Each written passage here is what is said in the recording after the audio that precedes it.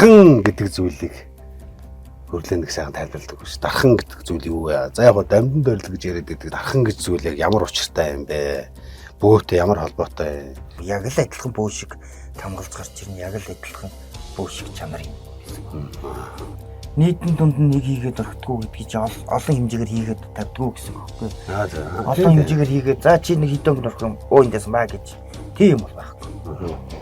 Угаасаа тухайгүй ирлээ гэхэд түшин дээр мэдүүлгээ авлаа хитэн өнгө нэг өнгөнөр байсан ч гэсэн би мэдүүлгээ авч ирсэн. Хүн болгондоо зориулагдчих хийдэг байхгүй. Надад бэлий юм байдаг.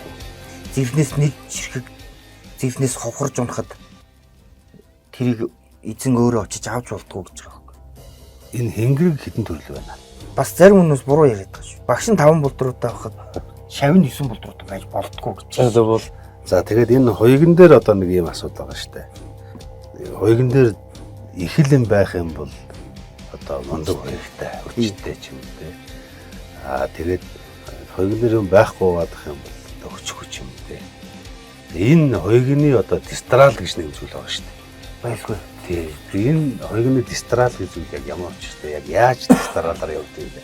Одоо тэгээд энэ бүх согон ярьсаар хийх хэрэгтэй юу?